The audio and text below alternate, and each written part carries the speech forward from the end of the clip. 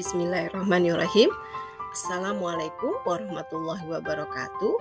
Saya Partini, calon guru penggerak Angkatan 8 dari SMP Negeri 175 Jakarta, Provinsi DKI Jakarta.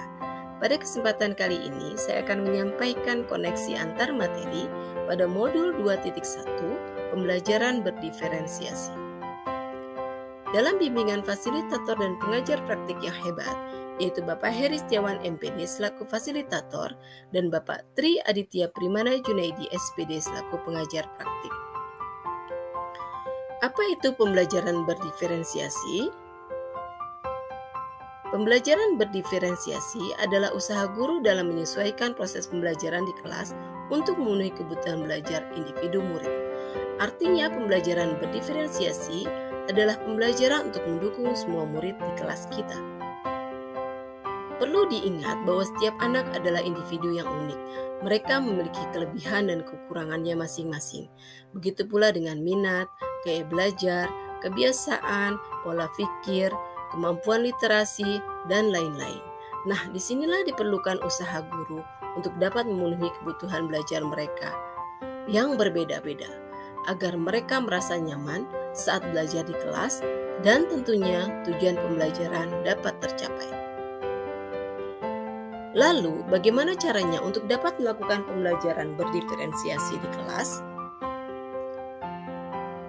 Agar dapat melakukan pembelajaran berdiferensiasi, guru harus memahami tujuan pembelajaran, mengetahui dan merespon kebutuhan belajar murid, menciptakan lingkungan belajar yang mengundang murid untuk belajar, melakukan manajemen kelas yang efektif, dan melakukan penilaian berkelanjutan. Berkaitan dengan kebutuhan belajar murid, guru harus memahami 3 aspek berikut. Yang pertama adalah kesiapan belajar murid atau readiness. Kesiapan belajar murid mengharuskan guru untuk menilai pengetahuan awal dan menentukan apa yang telah murid ketahui dan di mana murid berada. Yang kedua adalah minat murid. Minat setiap anak pasti berbeda-beda. Minat adalah salah satu motivator penting bagi murid untuk terlibat aktif dalam proses pembelajaran. Yang ketiga adalah profil belajar murid. Profil belajar murid ini berkaitan dengan lingkungan, budaya, gaya belajar, dan kecerdasan majemuk yang berbeda antara satu anak dengan anak yang lainnya. Kebutuhan belajar murid dapat diidentifikasi dengan cara-cara berikut. Bisa dengan mengamati perilaku murid-murid, mengidentifikasi pengetahuan awal, mereview dan melakukan refleksi terhadap praktik pengajaran, berbicara dengan guru murid sebelumnya, membaca rapot murid di kelas sebelumnya, atau bisa menggunakan berbagai penilaian formatif dan diagnostik. Strategi untuk mendiferensiasi pembelajaran bisa dilakukan dengan 3 cara, yaitu diferensiasi konten, diferensiasi proses, dan diferensiasi produk. Guru bisa memilih salah satu atau kombinasi dari ketiganya. Diferensiasi konten berkaitan dengan apa yang kita ajarkan, seperti materi, konsep, atau keterampilan yang perlu dipelajari berdasarkan kurikulum. Mendiferensiasi konten bisa dilakukan dengan membedakan pengorganisasian atau format penyampaiannya, bukan mengubah atau menurunkan standar kurikulum. Diferensiasi proses berupa kegiatan yang memungkinkan murid berlatih dan memahami atau memaknai konten dengan cara membedakan proses yang harus dijalani oleh murid.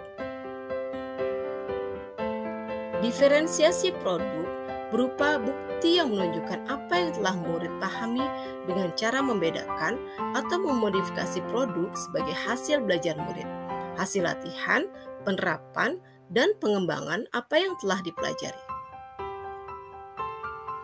Nah, adakah keterkaitan antara modul pembelajaran berdiferensiasi dengan modul-modul sebelumnya? Tentu ada. Untuk dapat melakukan pembelajaran berdiferensiasi, maka guru harus berusaha memenuhi kebutuhan belajar anak sesuai dengan kodrat alam dan kodrat zaman berdasarkan filosofi Ki Hajar Dewantara. Dalam melakukan pembelajaran berdiferensiasi, seorang guru penggerak harus berpihak pada murid, reflektif, mandiri, kolaboratif, dan inovatif untuk menciptakan pembelajaran-pembelajaran berdiferensiasi agar dapat memenuhi kebutuhan murid. Dengan demikian, seorang guru penggerak dapat mewujudkan kepemimpinan murid dengan menuntun murid merdeka belajar. Hal ini sesuai dengan nilai dan peran guru penggerak. Pembelajaran berdiferensiasi dapat menjadi salah satu strategi untuk mewujudkan visi guru penggerak yang berpihak pada murid.